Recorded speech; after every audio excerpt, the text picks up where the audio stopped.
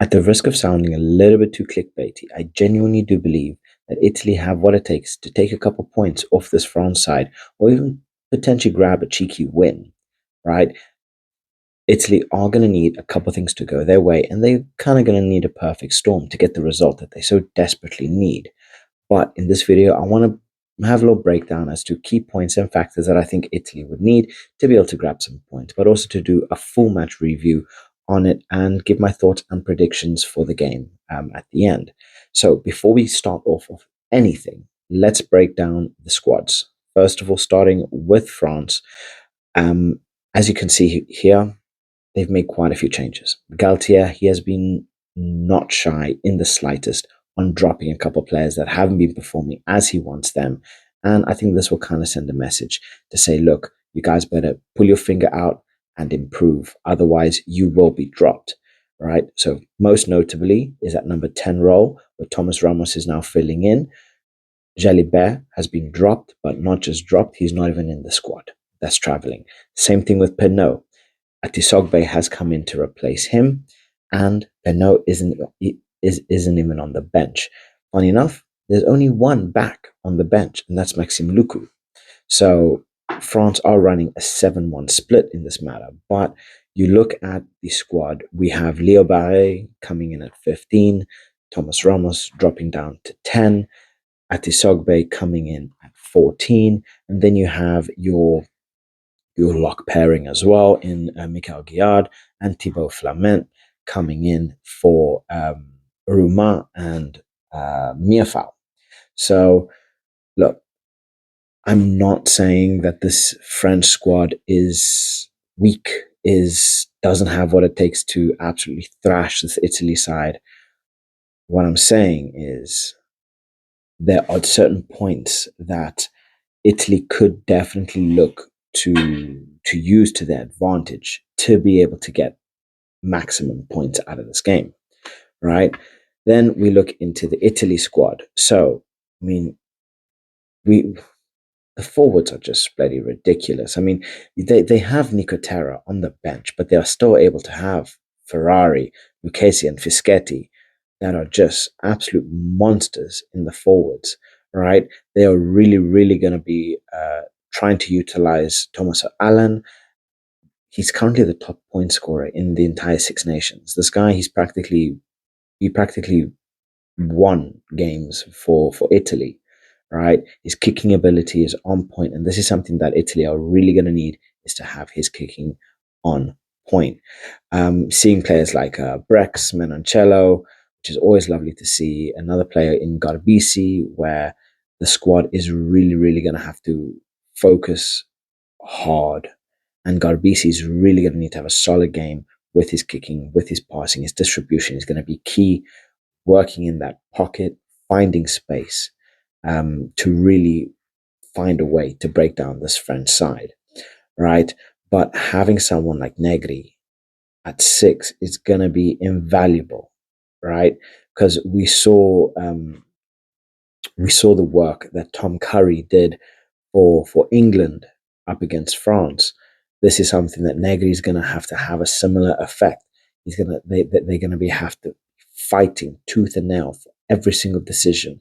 They are going to need to be jackling. They're going to need to force errors upon that France squad. They're going to need to put as much pressure on them as possible to make as much chaos as possible, as well as slowing them down, right? Because only way I see Italy getting anything out of this is if they're able to break down France's play, slow the game down, right? Start building on those penalties, and then working the scrums and the lineouts to really to gain possession of that ball, right?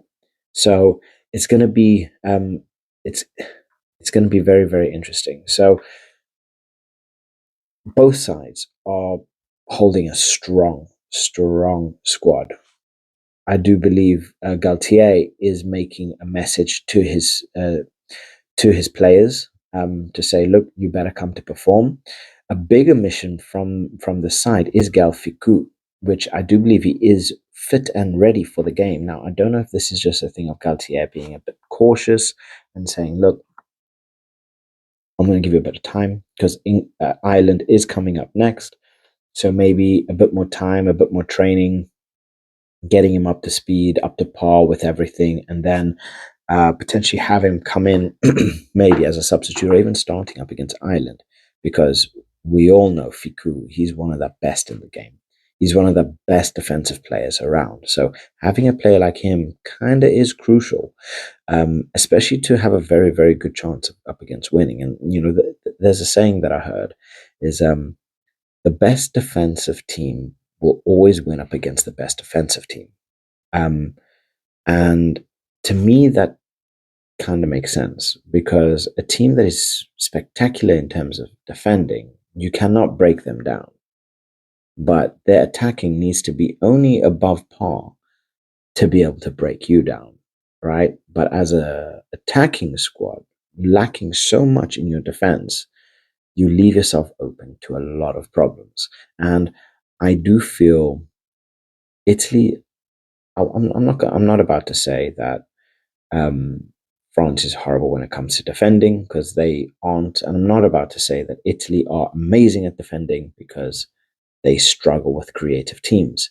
But what I'm saying is when you have a player like Fiku that could potentially be there and ready and solidify your defense, you kind of have to play him. So this must be a tactical decision from Galthié, potentially to rest him for the island squad. Right now, in terms of both teams and their chances of winning, France are by far the favorites. Right? You're just looking at the squad. It's just ridiculous. I mean, having Mofana and Barassi is just going to be it's unfair having that level of talent at your centres, right? Then to have Atisogbe, who on the opening game, yes, it was up against Wales, he got 2 tries.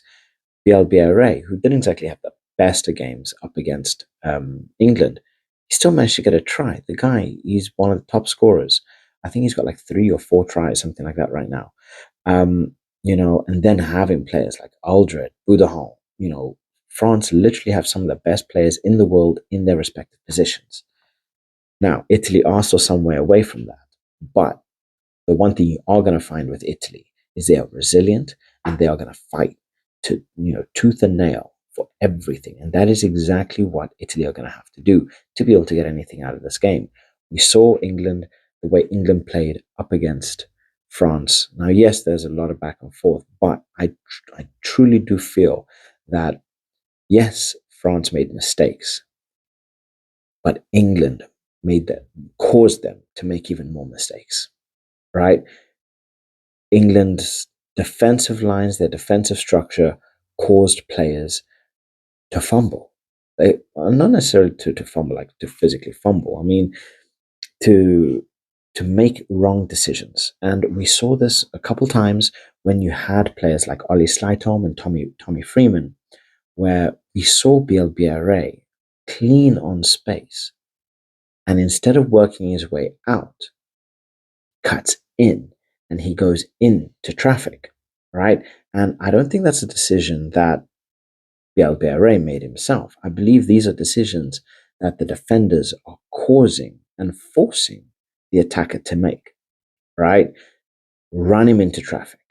And this is something that Italy is going to have to do. Now, Capuozzo, the guy, he is a flea. He's small, he's tiny, he's really quick.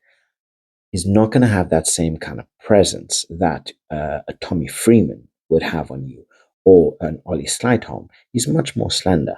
But this is something that I genuinely do feel um, Italy are going to have to do. They're going to have to find a way to get under the skin of BLBRA, under the skin of Atisogbe, right? Because we know they are rapid beyond all belief.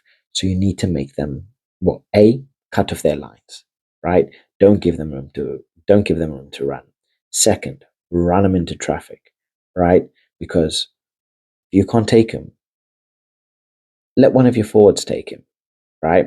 So it's gonna come down to how well Italy are able to get under France's skin, right?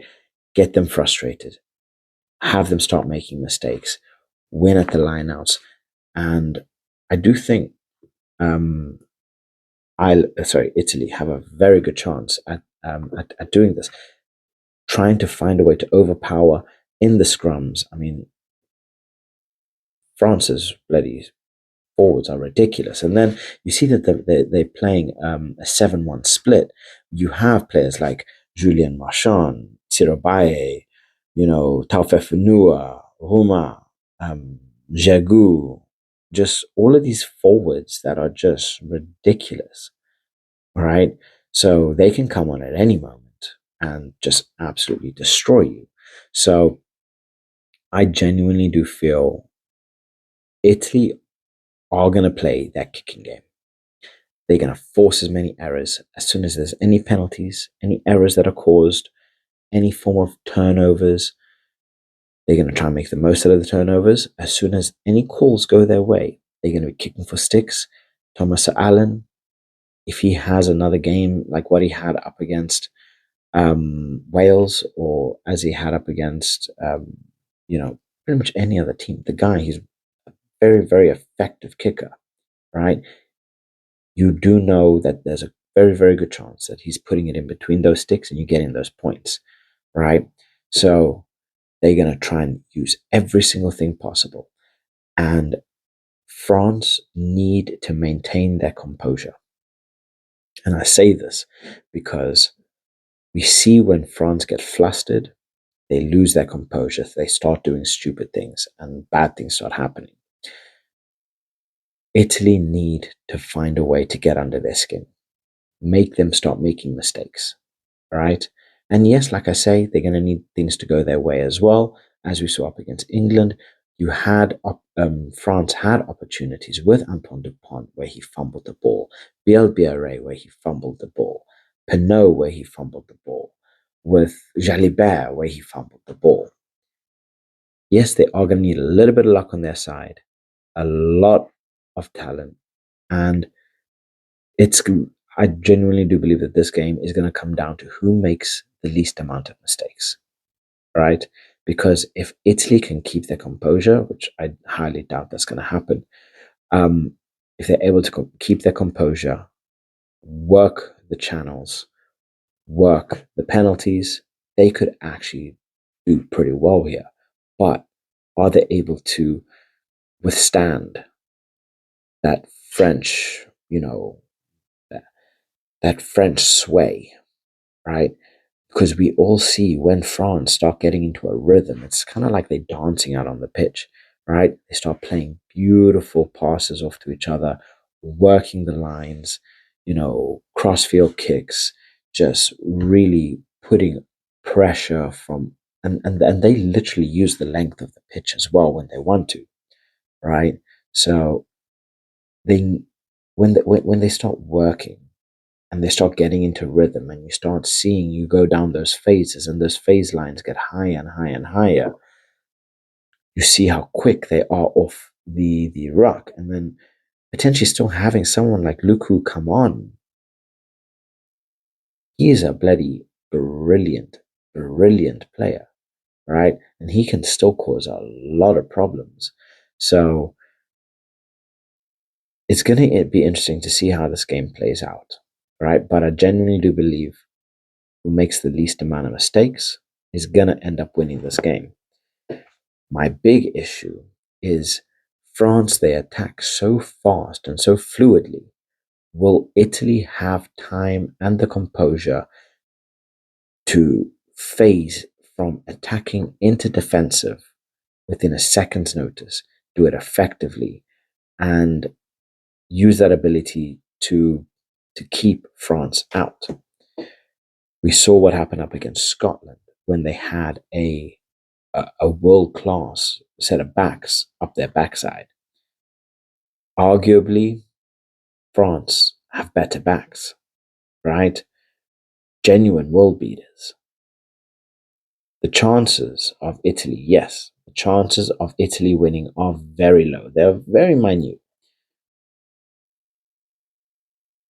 But we saw an upset with England. France are not going to want to let that happen again, right? they're going to give everything physically possible. But what if we saw in the last game between Italy and France, and I believe that was in Lille, it ended 13-13. So now begs the question, with the fans, the support, the stadium, the passion of the players, could they potentially get a win out of here? Um, Honestly, if I was a betting man, I would put money on Italy because Italy are no joke. Ultimately, I do believe France are going to. I'm not going to say mop the floor with them, but they are gonna outpower them. Their their their creative lines are so good. I don't feel Italy will be able to defend quick enough to be able to handle BLBRA and Atisope. So I can't see a Wales scoreline here, but I can see a two-try difference. I genuinely feel Italy are going to get those penalties in. They might even get a try, and I'm saying Italy to get around 18 to 20 points. But ultimately, I feel France are going to get between 30 to 35 points, get a couple of tries in. I don't feel that they're going to convert everything. But when you have a player like Thomas Ramos, when you have players like Barre, anything's possible. And damn, even if they wanted to, they could probably put Dupont there and he'd do a bloody smashing job. But Italy need to work on a couple players. England did very well in nullifying Aldred and Boudahon because when they get going, they're tackling, they're jackling, they're every bloody thing, whatever ings you want. They are phenomenal. Absolutely, absolutely phenomenal. Right? Can they do it? I hope so. Will France do it? More than likely. But anything's on the cards. Anything is on the cards. So, my friends, that is my general thoughts. I want to know what you guys think in relation to this video. What do you think is going to happen? Do you think France is just going to roll up, 60 minutes in, bring on six forwards, and just absolutely set up shop and just say, look, we're going to destroy you? Or could we potentially see an Italy win? Maybe a bonus point, so, but could we see Italy win, like genuine? I don't know. I've got a gut feeling that Italy could potentially come away with the win. Just that little slight niggling feeling. But let me know what your thoughts in the comment section below. And as always, guys, please like and subscribe, because it really does help my channel grow. And on that note, catch you guys in the next one. Bye.